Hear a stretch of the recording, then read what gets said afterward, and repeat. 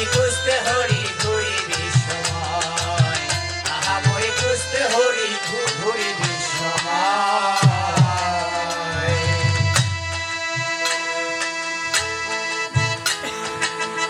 গিয়ে তীর্থক্ষেত্র মুদে নেত্র কারে করির ধ্যান, সৃষ্টির মাঝে আছে স্রষ্টা ইহাই ব্রহ্মজ্ঞান। হায় হায় ব্রহ্মজ্ঞান। এই যে তীর্থক্ষেত্র পর্যটন করি বাবা, আমাদের হাসনাবাদ নন্দদুলাল গোস্বামী লিপিবদ্ধ করেছেন একটি বাণীতে। কি লিপিবদ্ধ করলেন? পাশের বাড়ির আত্মার চিৎকার যার কর্ণে প্রবেশ না করে, তার কর্ণে শ্রীকৃষ্ণের বাঁশির সুর প্রবেশ করে না।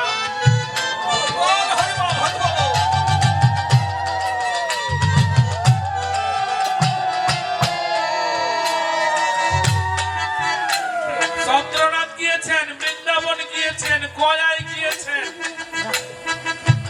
বাড়ির পাশের লোক অনাহারে রয়েছে,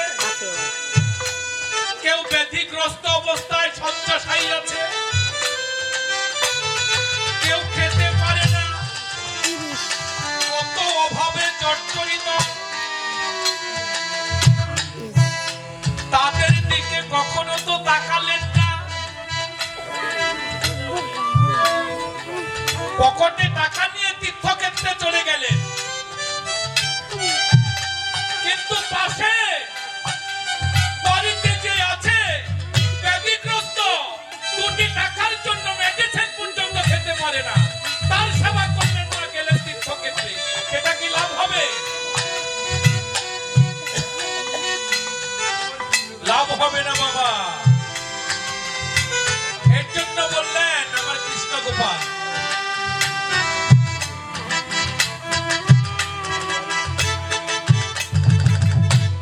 তীর্থক্ষেত্র মুদে নেত্র কারে করির ধ্যান, সৃষ্টির মাঝে আছে স্রষ্টা ইহাই ব্রহ্মজ্ঞান। আরে হায় ব্রহ্মজ্ঞান। ওরে আত্মারূপে রয় ভগবান, ওরে আত্মারূপে রয় ভগবান। এই আত্মারূপে 21,600 বার আশীর্বাদ করতেছি। এই আত্মারূপে রয় ভগবান, ওরে আত্মারূপে রয় ভগবান। ওরে দেখবি হলে প্রেমোদয়, মরি খুঁজতে হরি ঘুরি বিশ্বময়, আহা মরি খুঁজতে হরি ঘুরি বিশ্বময়।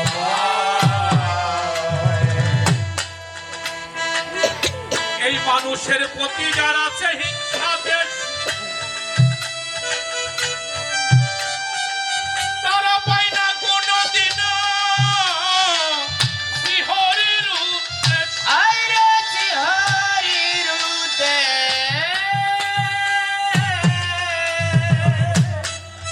এই মানুষের প্রতি যার আছে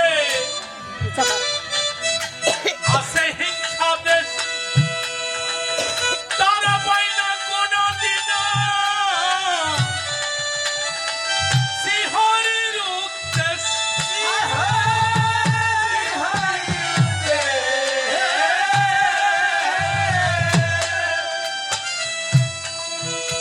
ওরে ব্যথা তাদের সাধনার ক্লেশ, ওরে ব্যথা তাদের সাধনার ক্লেশ। ব্যথা তাদের সাধনার ক্লেশ। ওরে 84তে ঘুরতে হয়, আমরি খুঁজতে হরি ঘুরি বিশ্বময়, আমরি খুঁজতে হরি ঘুরি বিশ্বময়।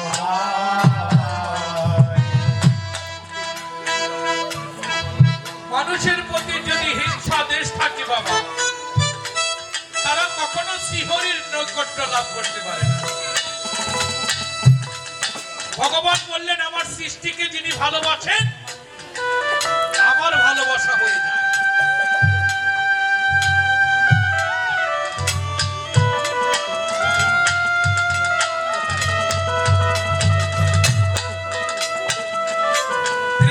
গোপাল বলে ভাগ্য ফলে এ মানব জন্ম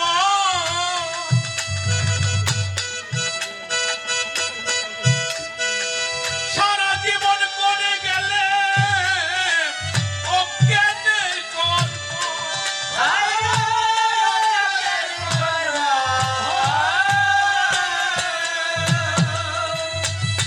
কৃষ্ণ গোপাল বলে ভাগ্য ফলে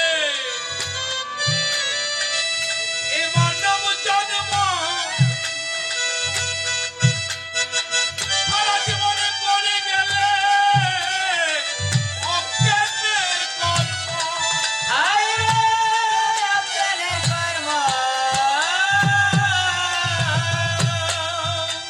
গোসাই নদীর কাছে জেনে মর্ম ও গোসাই নদীর কাছে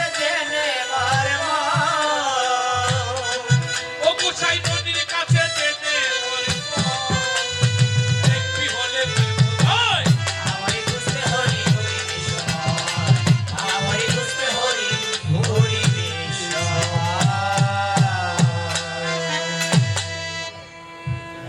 জয় গুরু। যাই হোক, আর একটু কথা বলি বাবা, অপরাধ ক্ষমা করবেন। আমি বলেছিলাম 3টা যুগ দিয়েছিলেন, অষ্টপাশ, অষ্টযুগ, অষ্টভাব। অষ্টপাশটা শেষ হয়েছে, এখন অষ্টপাশ শেষ হয়েছে, অষ্টযুগটা একটু আলোচনা করি বাবা। অষ্টযুগ কি বাবা? যম, নিয়ম, আসন, ধ্যান, ধারণা, প্রত্যাহার, প্রাণায়াম, সমাধি।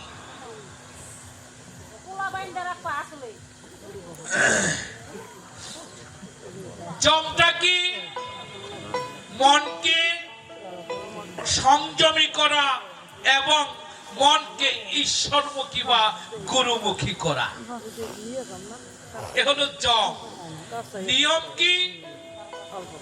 সত্য, শৌচ, দয়া, তপস্যাদি ইত্যাদি পালন করা।